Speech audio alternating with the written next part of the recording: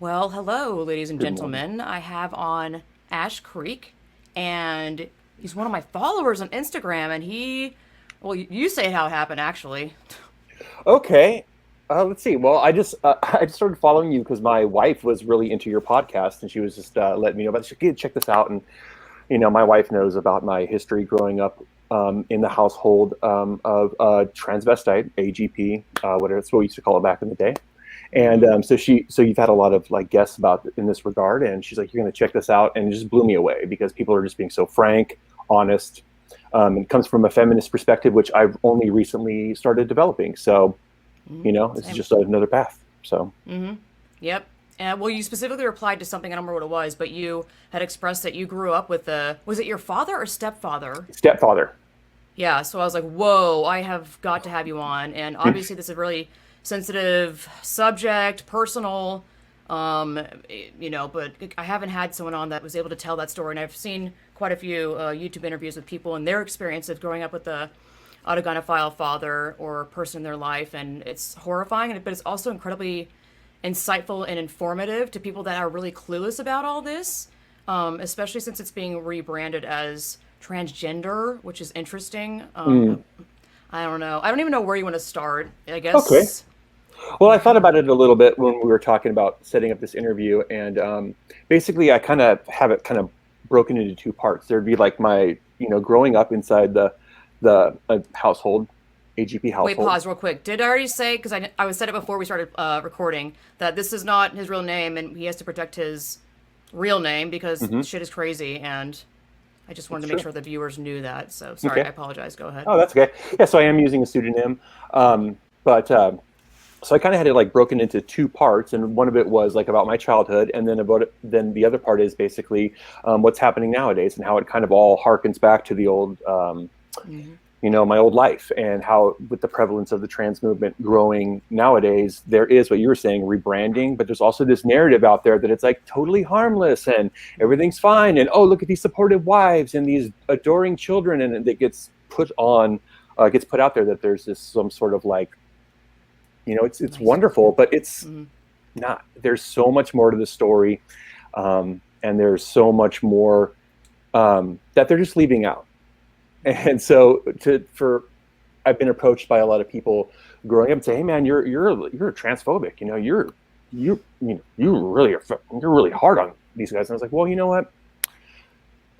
You grew up in this situation where you have a man pretending to be a woman and still being extremely masculine, drinking a lot, Hmm. just all of the masculine stuff that's going on, and it's incongruous. It's hard to understand as a little kid. It's hard to, How old were you oh when gosh.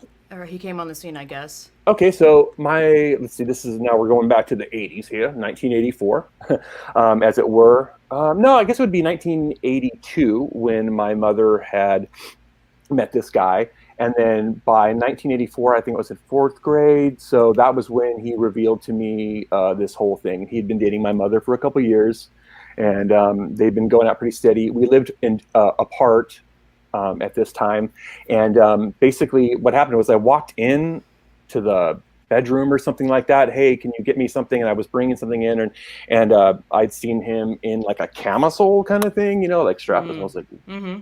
okay.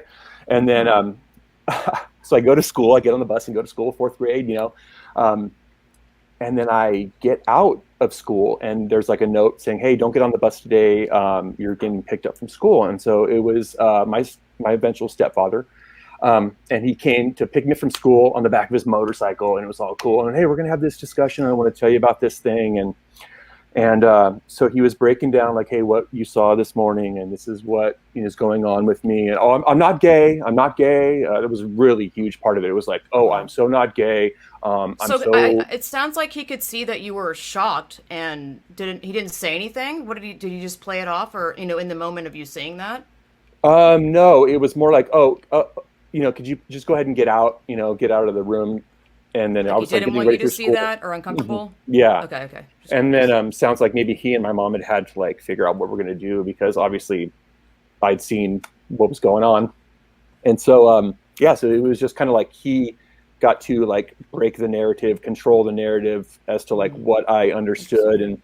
And for somebody who's in fourth grade, this is extremely confusing, man. Oh You know, yeah. I don't know anything about sexuality barely at all. I mean, I like girls, that Yep. was about where I was, but, God. Yeah. and so there's this whole other thing that opened up, and it basically like, it was kind of overwhelming to realize that there's this whole world of like, sex and sexual expression and all of these things. And we didn't really call it gender identity or anything like that Yeah. back Yeah. then, but he was adamant.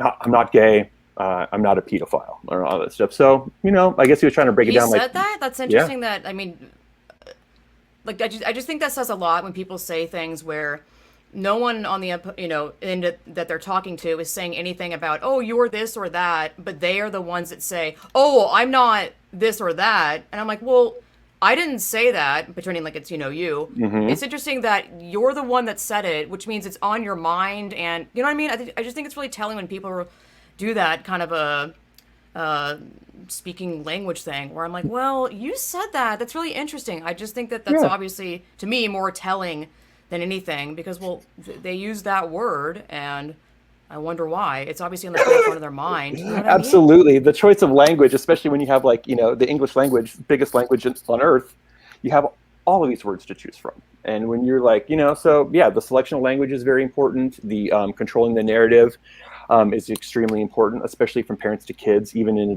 Did you discussion even know about what gay sexual. was then? Sorry, I'm just like, Yeah, I'm trying to break yeah. down that each hmm situation. You Oh did? yeah, I Okay. knew. Oh yeah, I definitely knew, and I knew I wasn't gay. And Mm-hmm. gay has kind of like lost that like secretive sort of, in the 80s. It wasn't all bad, it Yeah. wasn't that kind of, you used it as an insult because you were kids and you call each other gay and all this stuff because that's Mm-hmm. how the only way to insult somebody or whatever, Yeah. or unless you want to pick on their race or something. Um, Mm-hmm. but and so it like that had already come past where people were like not worried about homosexuality as like a scary monster that was going to, suck up all our children or whatever, It's interesting because I feel like it's definitely a location-based thing. I don't want you to disclose more than you need to, but I'm just Okay. curious where that location was. You don't have to say Oh, where. well, California. I mean, this is Oh, crazy okay. because all of this is taking place. My life with my stepfather and my mom is all taking place in the San Francisco Bay Area in the 80s and 90s. Okay. So I think there's like this additional sort of element to this story that's really messed up, and Hmm. it's the closet. It's Hmm. being put Hmm. in someone else's closet. Hmm. Being having a reveal like that, like, hey, I'm a Hmm. cross dresser and I'm a Interesting. transvestite, and then also, but you can't Wow. tell anybody. Don't tell That's your so brothers. I'll tell your interesting. Oh my brothers. Yeah. goodness.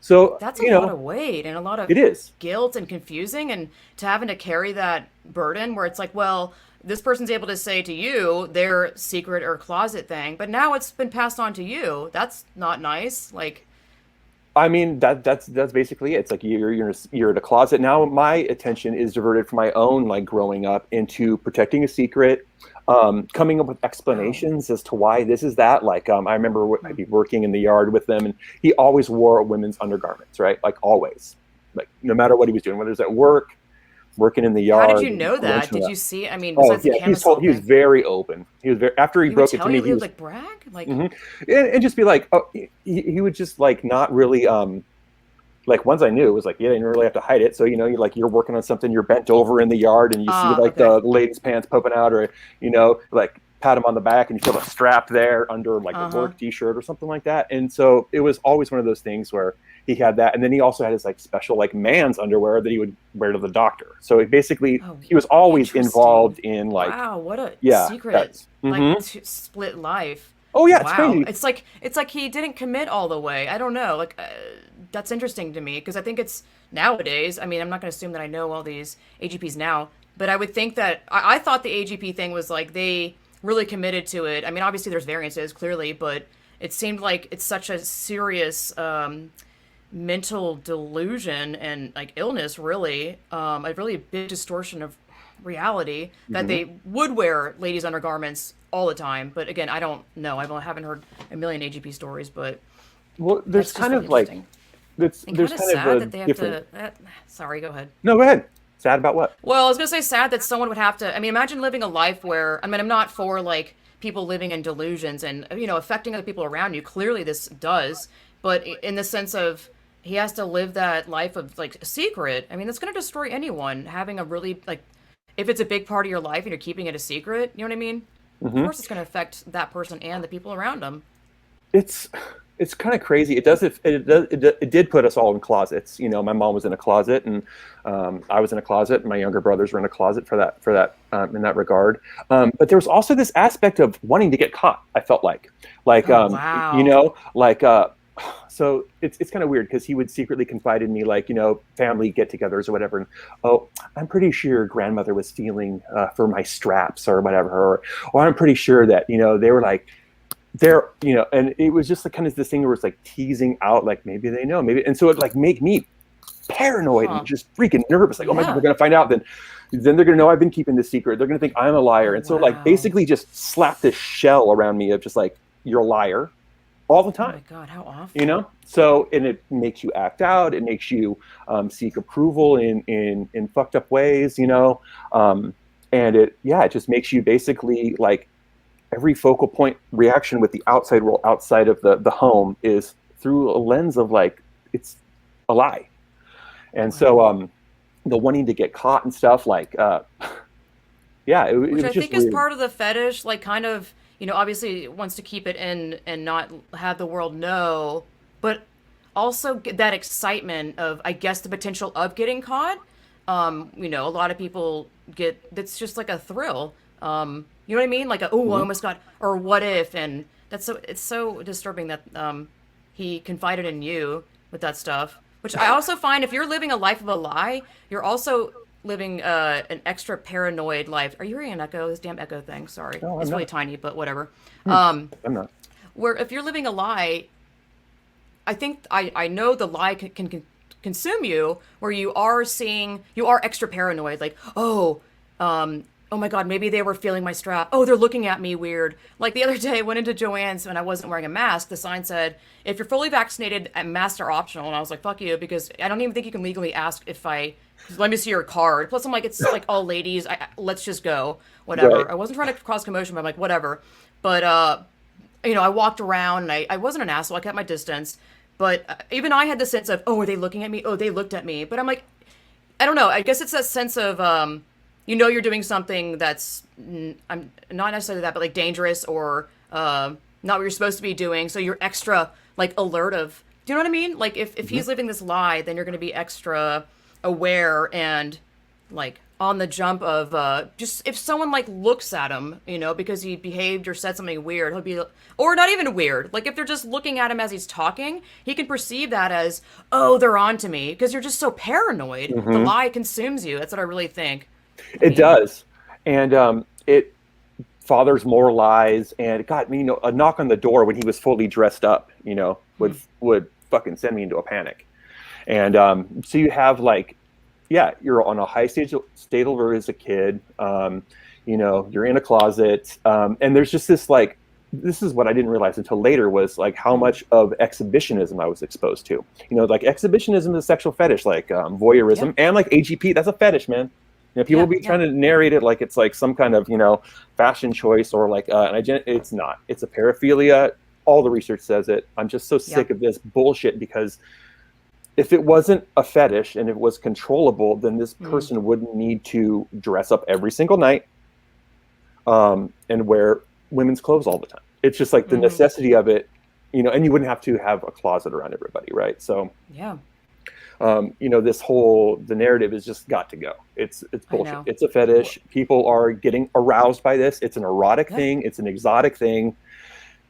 You know, let's just own it. Just own it because right. people who have experienced it and knowing it, they know you're lying. They know it's a bullshit that, you know, it's not a fetish. It is. And I've had people in my life say, you know, that's just disgusting hate. I'm like, well, then Because you say no. it's not a fetish, that's a Or hate. that it's, Because yeah. you have boundaries and that makes you uncomfortable. And so, why is it you get to go explore and do your openly fetish activities? Like, it's just such a total, only what I want to do. I don't care how you feel.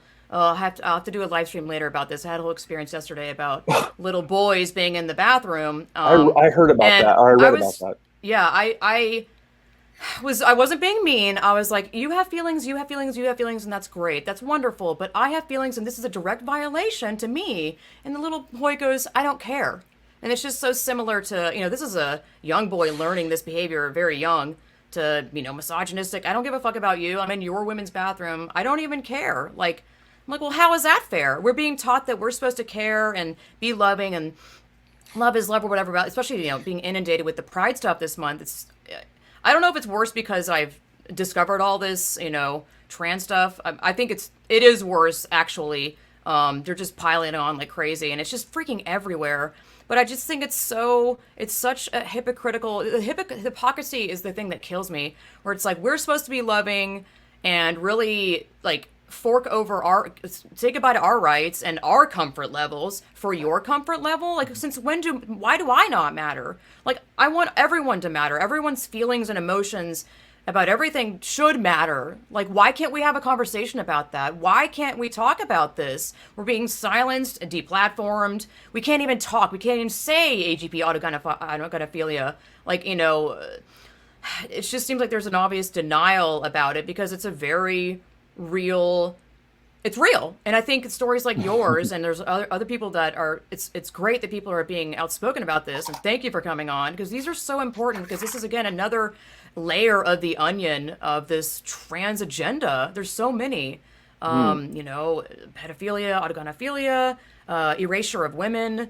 It's even affecting men. Like, my husband wants to go out racing, but I'm like, well, does the racing NCNCA approve of men racing in women's fields? They do. I don't want you spending money racing this. So I'm like, now I have to take this, it's not me, but having to remind him that, do you want to go give money to this, whatever you call it, entity, NCNCA, which is Northern California, something. USAC is US, Cycling Association. I'm like, these people approve of men racing, pretending to be women in women's fields. I'm like, so now it's affecting my husband. And he loves cycling. And I hate to be put in that position where I'm like, no, you can't go do that. It's just like, it is affecting everyone. It's not just women. Obviously, it's mostly women, but I can't imagine what it must be like for you growing up with that and then seeing it kind of, I don't know if it happened like this to you, where it kind of reared its head again, in the sense of the world, like it kind of is or has a revival. I don't know if that's how you experienced it. That must be mortifying, horrifying. You have to live through I'm going to assume it was traumatic. Like, I can't even imagine. Well, there's violence, there's alcoholism, there is the secrecy, there's the penetrating lies, there is the fear of exposure. All these things contribute to like an extremely unsettling mental state for a young person. And when you're talking about your experience yesterday, those are two young boys who are talking to a grown woman like that. Yeah. Where did they learn that? I know. Where did that behavior originate? How did that make its way into the real world? How did that escape the home out there? Exactly. Someone's entitled to feel like that. Someone's teaching them like that, teaching them to tell like grown women, like, this isn't your space anymore. That is insane. That is like, so like, if we're talking about like rearing its ugly head, my peak trans moment is the fucking cotton ceiling. Oh, you know what I'm saying? Because, I have a lot of lesbian mentors in my life professionally. Mm-hmm. Okay. Mm-hmm.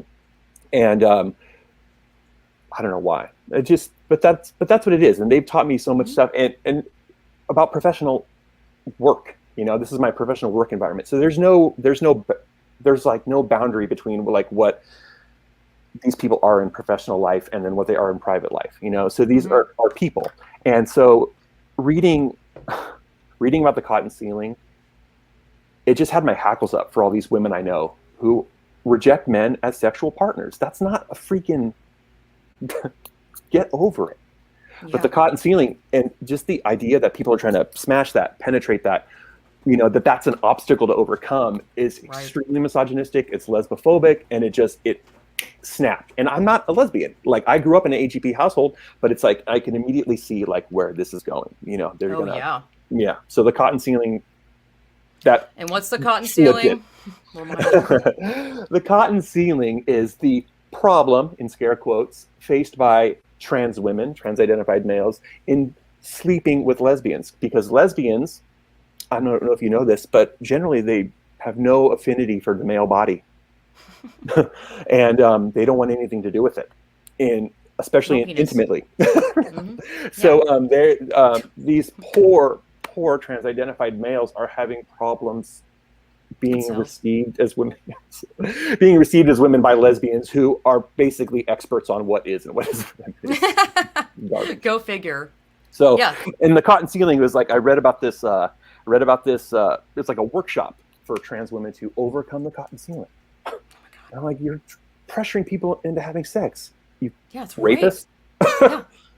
So It's like, oh, you don't want to have sex with me because you're a transphobe. You better fuck me, you bigot. I'm like, I mean, that's literally essentially what it is. I mean, no, it is. this is crazy. Humans cannot deny and ignore the other human in front of them. Like, one of the kids from the park, we've been going to this park for the past like month, and these kids are always there. And one of them is really tall, and he's always wearing I just gave it away, it's a boy, but he's always wearing a skirt. And one of them looked very e-thought, which is like like tight, like it's very, I've seen this with, maybe it's even, I don't know if it's like the younger males that pretend to be women, just really ham up the hoe, like just prostitute look. I'm just, because I was It's a like, wow, that garbage girl, aesthetic. yeah.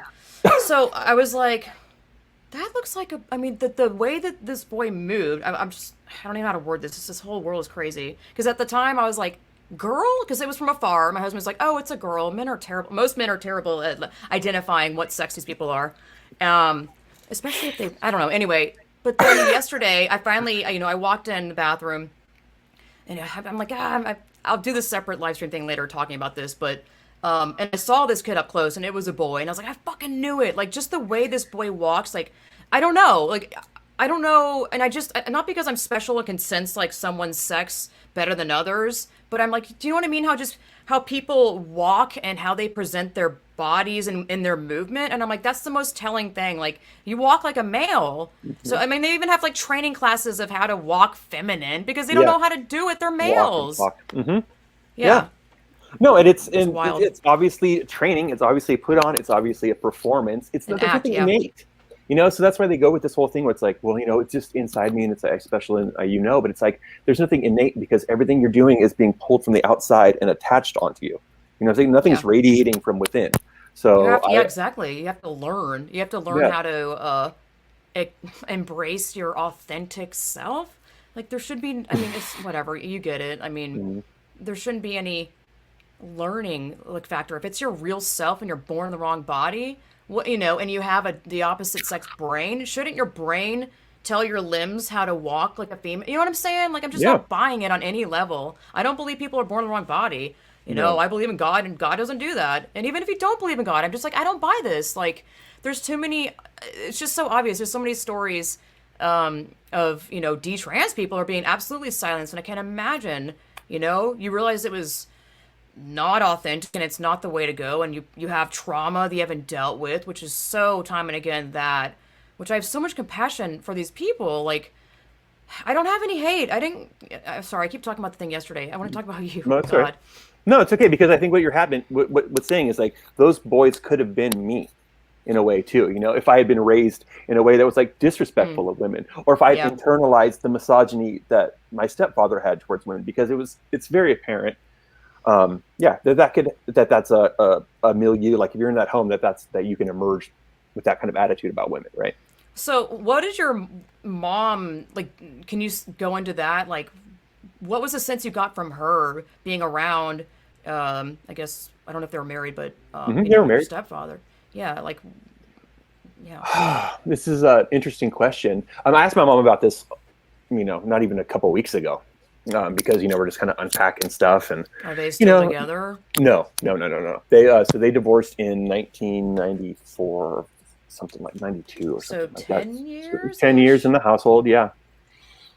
And so I asked my mom about this, and her kind of thing was like, where she felt like she could change him, and so it was almost like, she found in him a good partner and like other stuff, but there's always like an ulterior motive. Like at some point, this shit's got to go because it is a replacement for intimacy between a husband and a wife. I mean, she always felt like he was having an affair, Wow.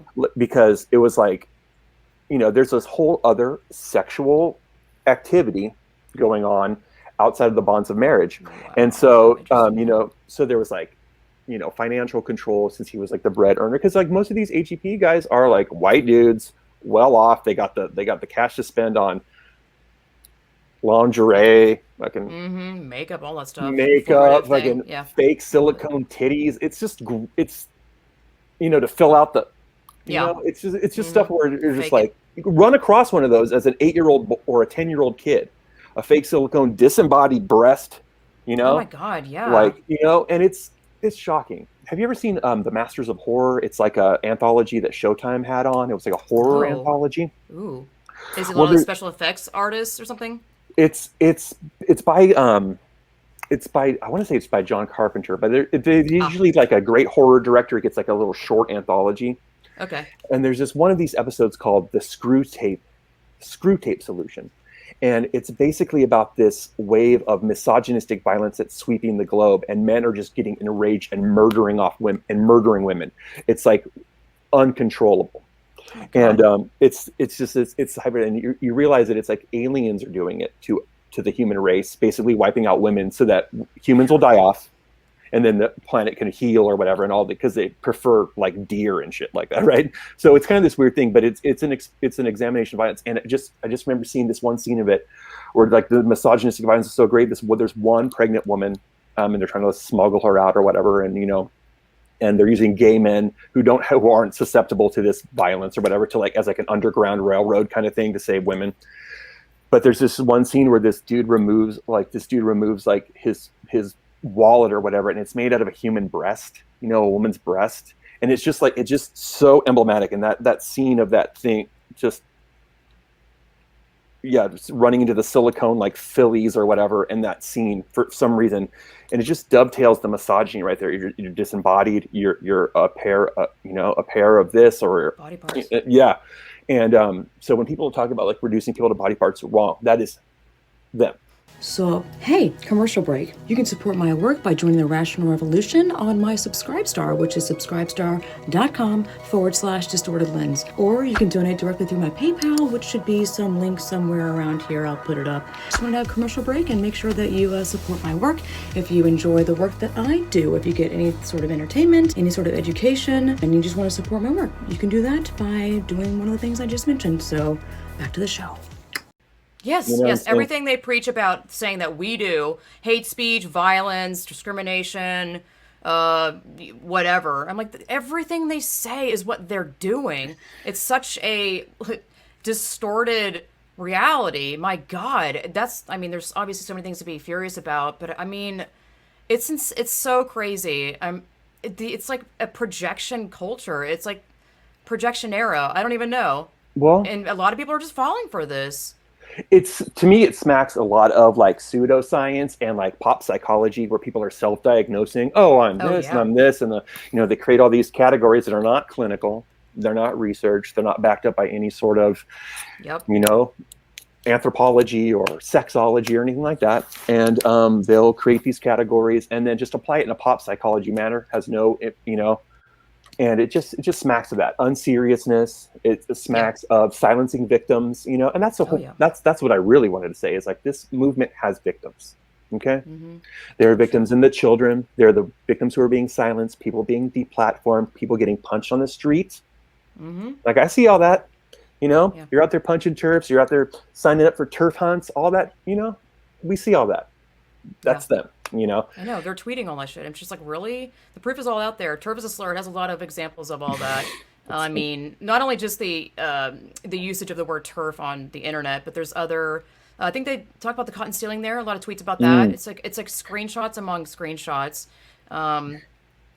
It's just crazy. I don't even know. I don't know. It gets insane, and it's been going on for a long time, and it's so like the last few years it's bubbling through. So this is so funny because they used to call them femophiles. I don't know if you were like what you were old, but it was like it went through this thing where it's like you get transsexuals, transvestites, and femophiles or whatever. What's femophiles? It's autogynephile, man. It's that's what it is. But they get to self-diagnose and they get to self-create their own terms. So So I remember him. I remember my stepfather showing me like kind of like propaganda pamphlets from this kind of thing. It's like, oh, this Oh, is what wow. this is. This is a, this is a unique situation where it's like you love women so much and you idealize women so much that you want to be like them and all this stuff. And I'm like, creepy. Yeah. And so it's like all these, they spent a lot of time like prepping this propaganda. So it's going on for a while, right? So I wanted to like kind of prepare for this interview by just trying to see if I could find some of those old things. So I was looking up Right. last night on Internet Archives and different things. I found like all of these old from the 70s, 80s, 90s, old magazines and internal, sort of like communiques. I found like these columns by Martine Rothblatt and stuff like that Oh, from God. 1993. Yep. I mean, it was like, I was like, whoa, dude, I'm really going down the rabbit hole here. But like, basically, like the narrative has been on for a long time. They've been self-reinforcing it within their own circles for a long time. And, slowly propagandizing people who they have access to, like young boys or their children, their partners, gaslighting them into saying that it's harmless. And then once we start coming out of the woodwork and we're going like, hey, excuse me, these doctors abused me. They cut off my breasts. They didn't tell me what it was going to be like. I didn't have informed consent. And then it's like, be quiet, turf, or whatever. And, so it just becomes like this whole thing where it's like they're silencing the victims. And that's what happened to me, actually, just recently within the last year and a half. And that's why I've become like way more outspokenly gender critical, because it actually happened to me in just when I gave up Facebook because of it. But it was just one of those things where I'm like, I miss Facebook. I feel so much better. But yeah, but it's one of those things where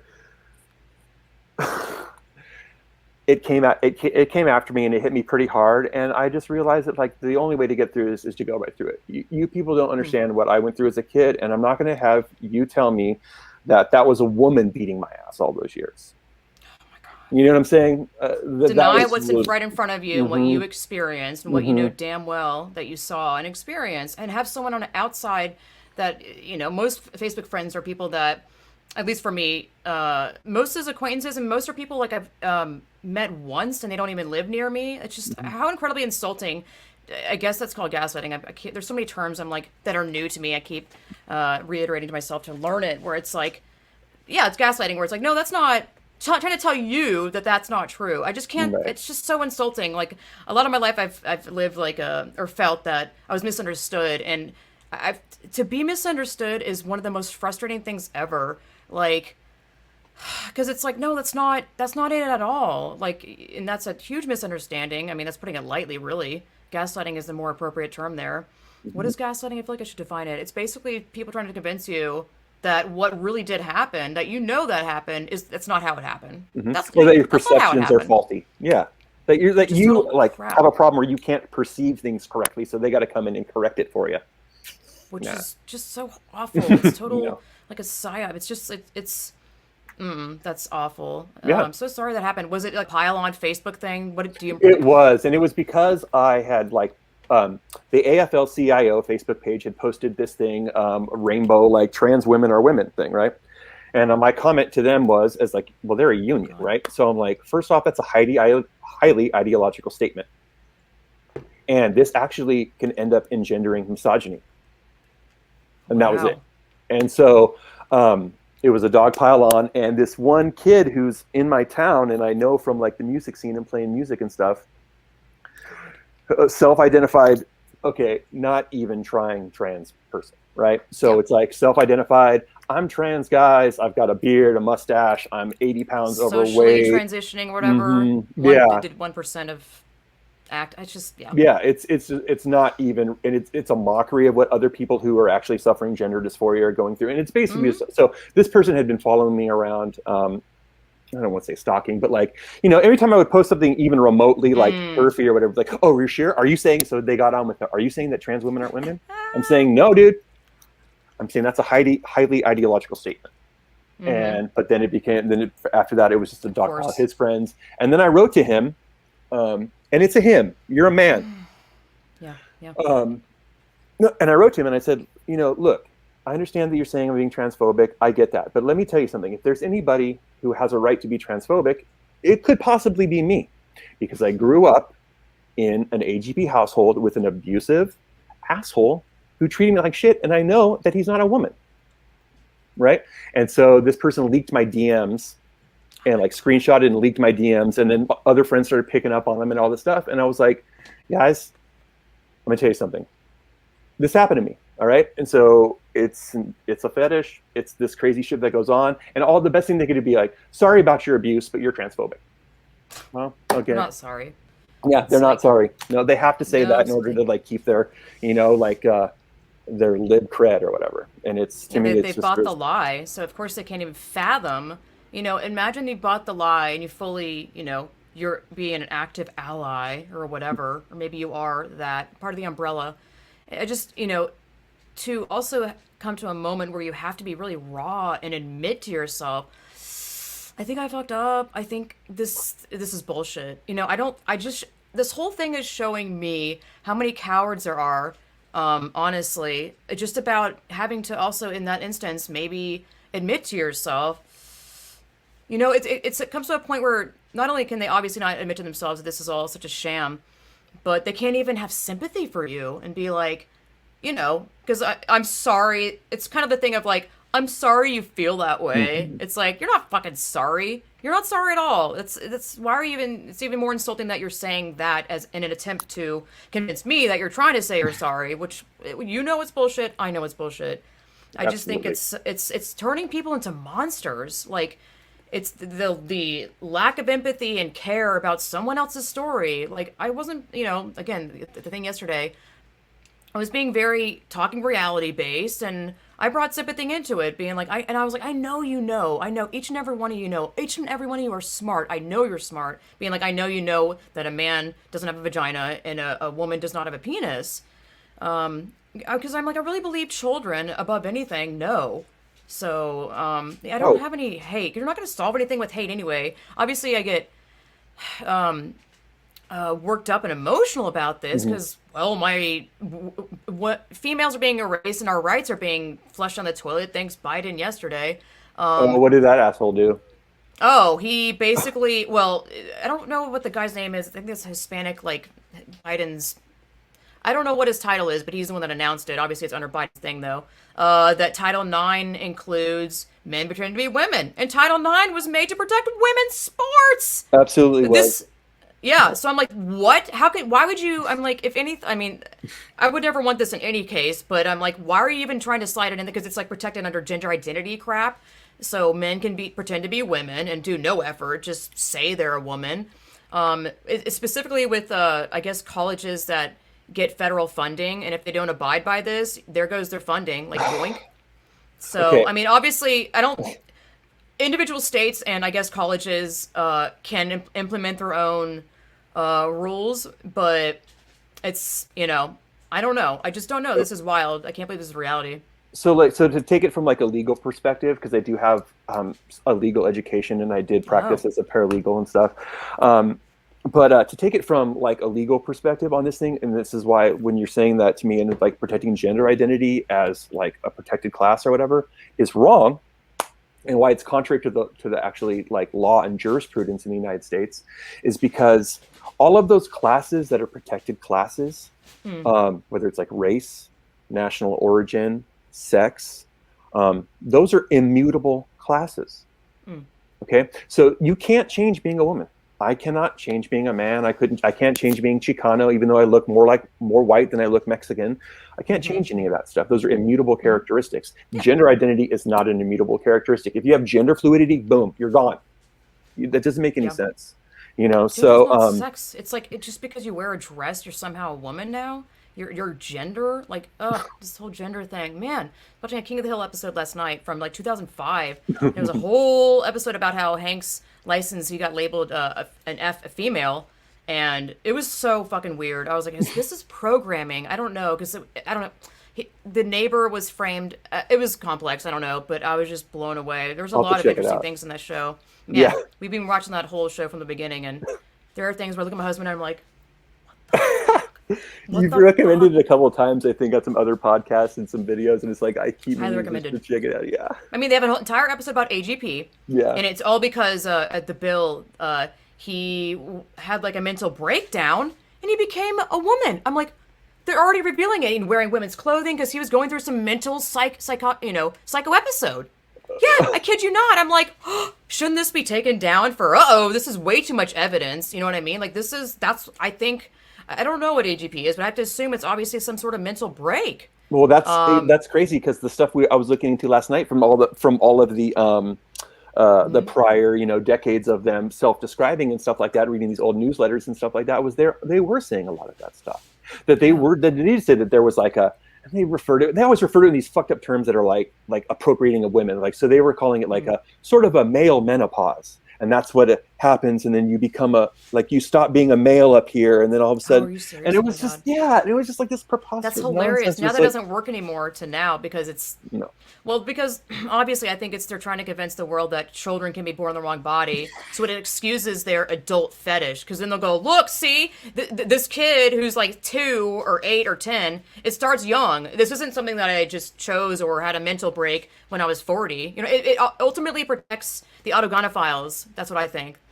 Oh, absolutely. And the deal is that autogynephilia does start young. They have plenty of see the autogynephilia, as far as like transsexualism and stuff, that's related to heterosexual men. Like the homosexual, like male to female transsexuals or whatever, they have like such like an infinitesimal amount of arousal about wearing women's clothes or biology or whatever. It's strictly like a not strictly, but because they always take. I think now more I think it's more gay men that would start wearing that stuff because it's something to hide behind again. Whereas, I don't know, it's just obviously so normalized now. And it's, I don't know. I know what you're saying. Sorry, go ahead. No, it basically just that like autogynephilia starts at a young age, as would people would presume like homosexuality and heterosexuality, both like you start understanding your feelings at a young age.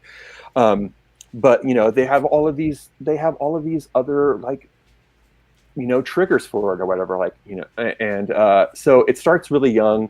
It's not necessarily a psychotic break. There just becomes a point or a break where it just becomes a point where these guys get tired of denying it and they just like embrace it. You know what I mean? Because it's been bugging them since they were kids. They were trying on, and this is, my stepfather liked to blame his mother and his older sister for causing it and dressing him up. But that's bullshit, dude. I can tell you right now that he started that shit on his own. And I get a lot of this thing where it's like, they want to blame the mother for too many vitamins, not enough vitamins. What did you do in the womb? Or, you know what I mean? It's like all of these things. Do you stare into your child's eyes too long or whatever? And, then they start to identify with you and as you, and all of these like different, like weird, things that they can try to put it on. But bottom line is it's going to end up just being like a way they express themselves and develop over time. It gets worse, and then, it peaks and plateaus, and as like they get older, it drops off, with their sex drive, because it's a sexual, true attraction to themselves. I think I asked her earlier, but I don't know if we got around, or you got around to answering it. Do you remember your mom's attitude? Like, how she would carry herself throughout those, I'm assuming you were at home those 10 years they were together. I don't know, actually. Yes. Like, do you think, I don't know, was she faking the funk, like pretending to be happy, or could you sense, like, I don't know, were you able to observe how your mom acted around him? Like, was your stepfather wearing women's clothes? I mean, it seems obvious, but was he wearing women's clothing around your mom, like making dinner and doing dinner, like all the time at home? Like all the time? Oh yeah, I would say like in addition to like the undergarments all the time, unless there's a couple things. It was pretty much every night after the workday was done, because it was about relaxing, right? It's relaxing. Oh. And so that was like the end of the day stuff, and all the gear would come on, like petticoats, like starched petticoats, and it's like the aesthetic was fucking weird, man. The aesthetic was like 1950s, like housewife, like chained to the stove, looking nice for her man. It was like, yeah, like do women wear petticoats, Lindsay? I don't know. Like, I don't.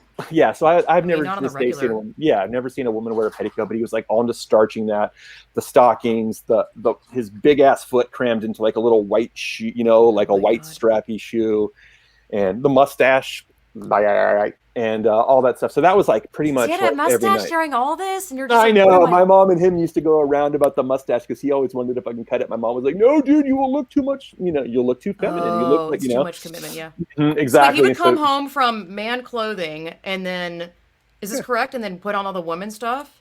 Yeah. Wow, So, how you know, confusing. from his job, you know, as a, you know, a very masculine field, to put it that way. And so, yeah, Interesting. so he did that, and, you know, and after yard work or working on the car or the motorcycle, you know, because he was like very masculine, right? Like It sounds like it, yeah. just, yeah, mustache, masculine. And, but then the aesthetic of like his other persona, his cross dressing was like this fucked up, like, and he used to call, do you know who Donna Reed is? Because I don't. Some No, I don't 1950s think so. actress who was like super like Sounds familiar. whatever was fine, but that was like he called it like his Donna Reed time, and basically he was like enacting like these 1950s misogynistic stereotypes that he like experienced by Interesting. watching TV or whatever. So I'm thinking like he's like a little kid in front of the TV, you know, like, and that's who he wants to be or something like that. But he's not gay, so that's, you know, make sure you Wait, so do you know. think he is gay? No, I Was don't think gay? so. Okay. I think he's like would be like on the Blanchard typology, because I like looked into a Mm, lot of this stuff as it's going on. He'd be like in the intermediate phase of, or the intermediate amount of attraction to women. So there's like not very much attraction to women, intermediate attraction to women, really like digging on the ladies, and then like so like it's the intermediate mm. ranges as the highest transvestism. It's like a U. And so like I feel like that it was like a competing sort of from deal from him. And I don't think he was gay, but I don't think his like heterosexuality was Mm. like as you know, it wasn't of like a high attraction to women or whatever like that. It was like Sounds like moderate. he's. It sounds to me closet gay. I don't know. Mm-hmm. My gaydar or whatever is not great. What is that insulting now? Probably. Yeah. But I don't know though, because well, it's just interesting that he said it's not gay. It's not gay. I'm like, Oh, well, why are you so incessant on that? Like, it oh my sounds like gosh. it's a And the, protection thing. you know, and the things he would say about, you know, gay men and people growing up, it was like he was clearly homophobic. So Hmm. you know, like, and that's that's it. It's like the misogyny, the homophobia, it's all baked in there, because first off, you know, you're stealing from women, you're stealing their identity, you're telling people that you're better than them, you Mm, know. yeah. And it's done in this misogynistic way of like this weird like frozen 50s Mm, aesthetic. And yeah, the relationship with my mom was such that like, you know, like sure they had a sex life, but like I'm sure his like autogynephilia was the main oh yeah. sexual, you know, thing. Yeah. And like my mom, she was like, first off, she felt like she could change it, but like why would you think that?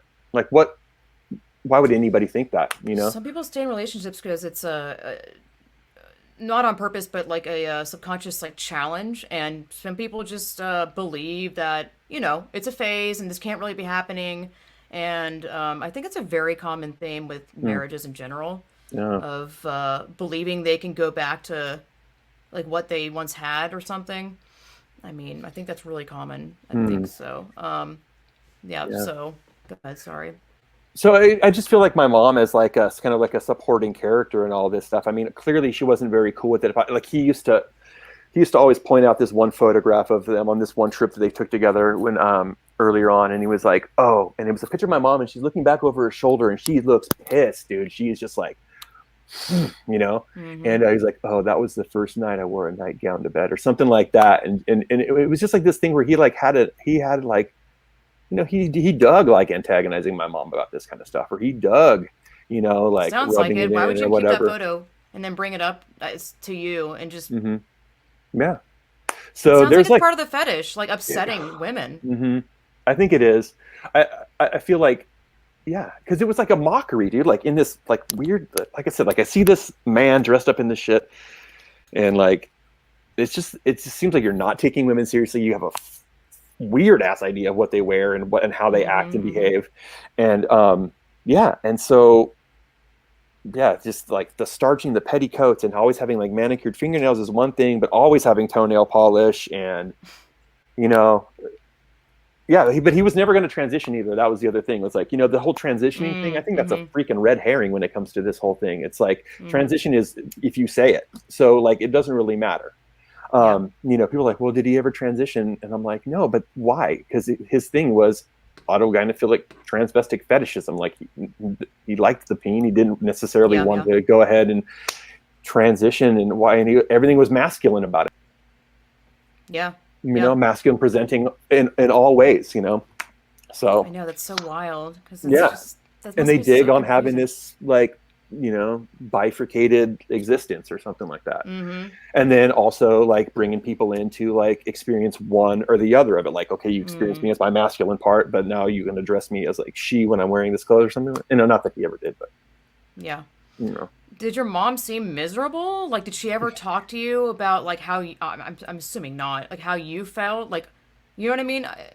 I guess it'd be too much admittance of like having her to admit to you or herself, this is not fun, you know? Mm-hmm. I don't think it's common that parents are like really honest with their children about how they feel, because you're supposed to be the stronger one. And I would not be surprised if parents obviously put on a happy face, because to see your parents like upset or sad, well, I mean, I think a lot of people just hide that, which is unfortunate on a lot of levels, because your parents, I mean, your kids can be a talking opportunity or an opportunity for your kids to have compassion for you. I just honestly, it's another thing of like, I can't imagine that your mom was truly happy. So she's also lying too, you know, Mm-hmm. about. I mean, I'm not saying that she was, but I'm gonna have to assume, hello, Mm. like I mean, that let's she's just not face it. thrilled. Like the HEP is the elephant in the room, but there's all kinds of things that make an unhappy marriage. I feel like Hmm. alcoholism, Yeah, misogyny. can you dive into that? Can you Yeah, discuss sure, some no of that? problem. So, The like, one of my earliest, and I think when it comes to like him dressing up and stuff like that, like he had a very um, violent and like alcoholic mom. And so, mm, like, I mean, to the point of like extreme violence and having to restrain her and all that stuff, apparently.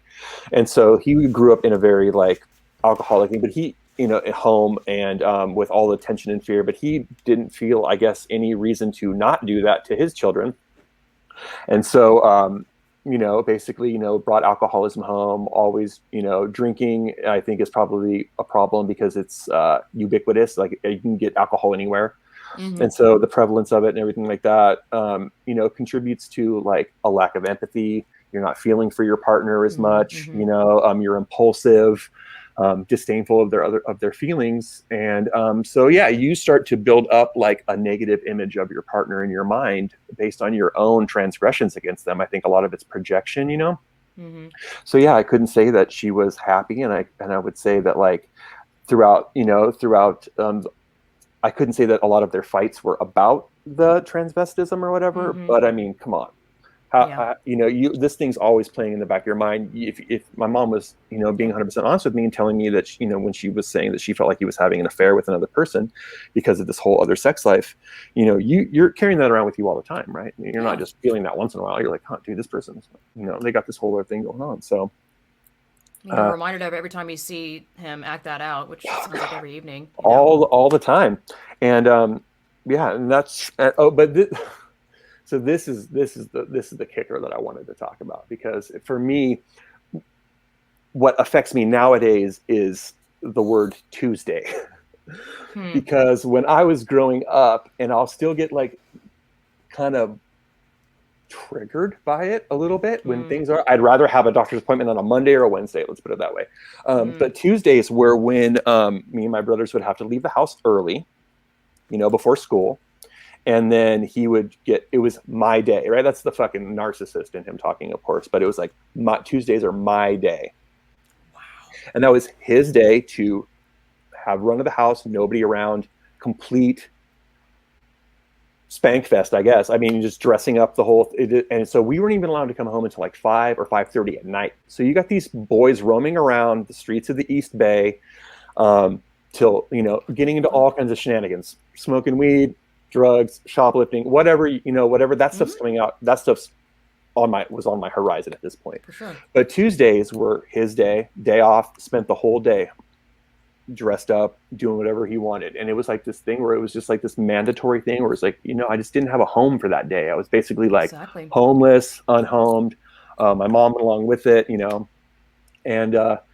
and it was super damaging because it got me into a lot of trouble. I had to lie about why I couldn't go home to all my friends. Like, why are you Oh my hanging out every God. Tuesday, at our house or whatever? Or why we just see you walking around all the time, or whatever it was. It was like, it made me just more of a liar.